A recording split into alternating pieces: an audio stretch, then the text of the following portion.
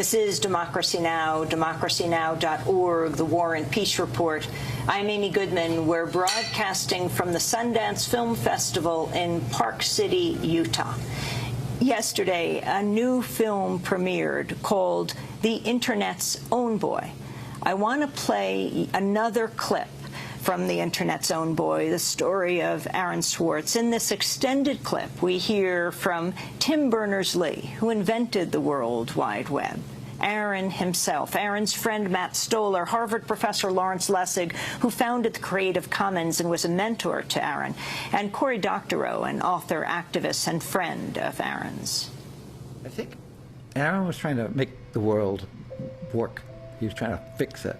So he was a bit ahead of his time.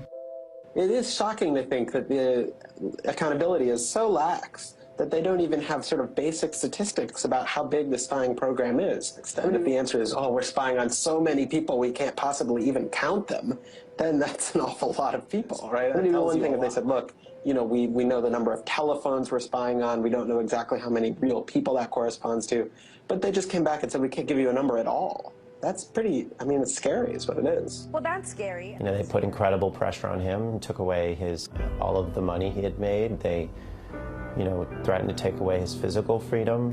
Why'd they do it, you know? I mean, well, why are they going after whistleblowers, you know? Why are they going after people who tell the truth about all sorts of things? I mean, from the banks to the, you know, to war, to just sort of government transparency. Secrecy serves those who are already in power, and we are living in an era of secrecy that coincides with an era where the government is doing also a lot of things that are probably illegal and unconstitutional. So those two things are not coincidences. It's very clear that this technology has been developed not for small countries overseas, but right here for use in the United States by the U.S. government. The problem with the spying program is it's this sort of long, slow expansion, you know, going back to the Nixon administration, right? Obviously, it became big after 9/11 under George W. Bush, and Obama has continued to expand it, and the problems have slowly grown worse and worse. But there's never been this moment you can point to, say, okay, we need to galvanize opposition today because today is when it matters. Instead, it's mattered for a long time. So he was just doing what he thought was right, to produce a world that was better.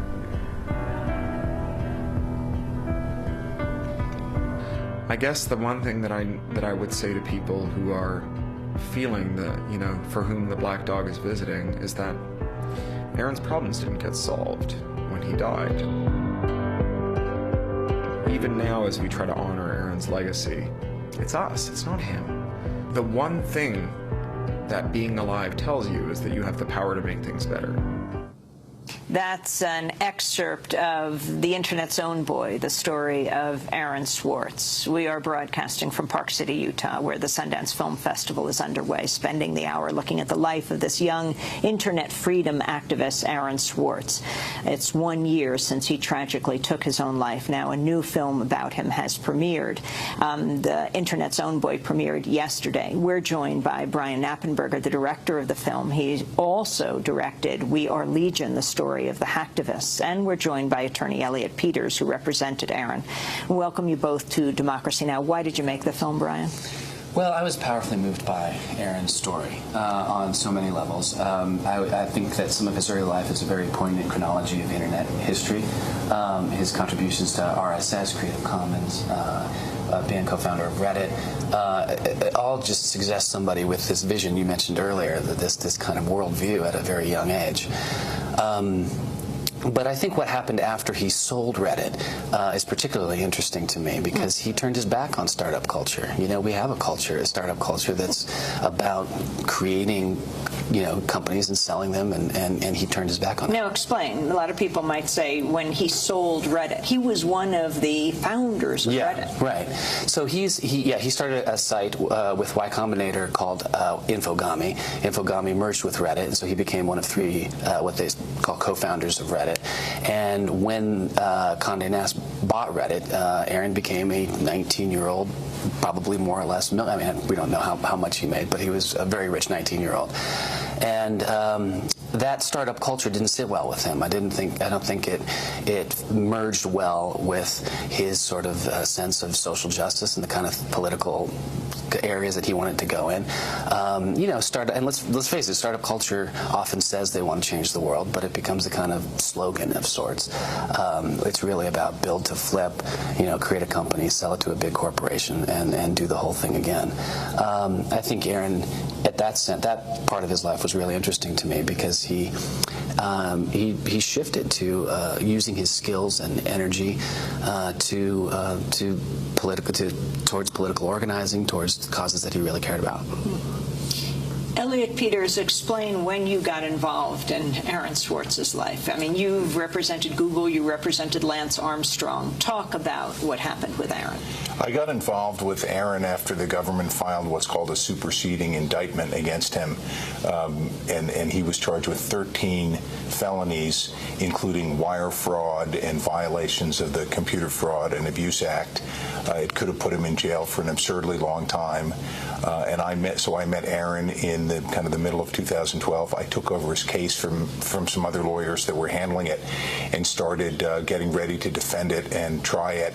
And I got to know Aaron, and I got to know his dad, and I got to know even better the U.S. government that was chasing him. All right. So talk about the pressure that Aaron was under. Talk about the 35 years of prison he faced, the $1 million fine, the plea bargain offers that were being made, and Aaron's attitude towards it all.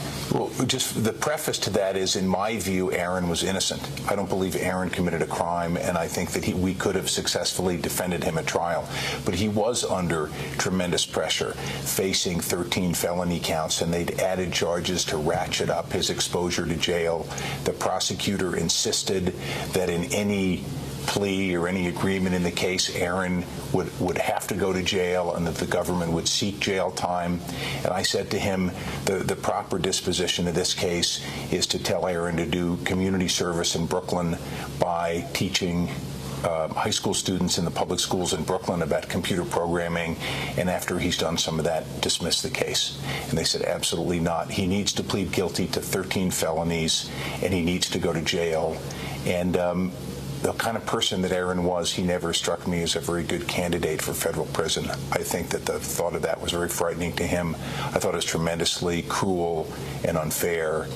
And given my line of work, I was very eager to fight them and defend Aaron because he deserved it. Talk about the prosecutor, what he prosecuted before. Well, he was a computer crimes prosecutor, or so he said. This is Michael Heyman. His name is Steve Hyman in Boston. And as I said in Brian's terrific film, you're not much of a computer crimes prosecutor if you don't have a computer crime to prosecute. And when MIT referred this case to this task force, which included a Secret Service agent, Hyman immediately got involved. He took over the case. They turned it into an investigation, and they tried to turn it into the biggest case they could for their own purposes, with no regard, in my mind, to what was fair or even any appreciation of who Aaron Swartz was. I'm not even sure that they cared. You warned the prosecutor that they could break Aaron. He was aware that Aaron, there was a certain fragility about Aaron, but they were trying to put pressure on Aaron. They were trying in a different way to break Aaron. I'm not saying that they were trying to cause him to commit suicide, but they were trying to bring him to his knees so that he would knuckle under to the pressure that they were putting on him. And they were aware of that. They were intentionally maximizing the pressure on this young man, and to what end, I really don't understand. The main prosecutor in the case, Ortiz, said stealing is stealing whether you use a computer command or a crowbar, and whether you take documents, data, or Ortiz, or dollars, said Carmen Ortiz. So facile, so ignorant, so stupid. Aaron wasn't a thief. He was making a political statement. They charged him with fraud as if he was stealing something for profit. He wasn't. He was an authorized user of the MIT computer network. He didn't hack into anything. He logged in as any guest on the MIT campus could. He certainly downloaded more of JSTOR than they wanted, but it wasn't to steal anything. These are a bunch of old academic journals that exist now for the purposes of increasing people's knowledge. The idea to call Aaron a thief is just pandering to the lowest instincts of people, of viewers or listeners of Carmen Ortiz's press conference. We just played Carmen Ortiz, the U.S. attorney in Boston, who Steve Hyman worked for. Correct. We just played a clip of Aaron talking about his philosophy and talking about JSTOR and being concerned about the disparity of resources, intellectual resources, for people, say, in India or versus in the United States. Brian? Yeah, absolutely. It was a huge concern of his, this walling up of the world's information behind a paywall. You are one of the people involved in the February 11th action that will be taking place. Explain what it is. Well, we're leading up to some actions. You know, it's part of a group called Stop Watching Us that was formed to protest NSA overreach and you know, this kind of surveillance state that's been revealed to us by Edward Snowden. And so amazing to listen to him a year before Edward Snowden talk about NSA surveillance. Well, when we found that clip of Aaron, it was chilling, actually. We found Aaron talking quite a bit about NSA overreach, the amount of searching that they were doing, the amount of people that they were surveilling at that point. And those clips come about a year and a week or so before the main Snowden revelations. And he even says in the clip, there's never been a moment when we really mobilize that really sparks action, and he just didn't live to see that moment.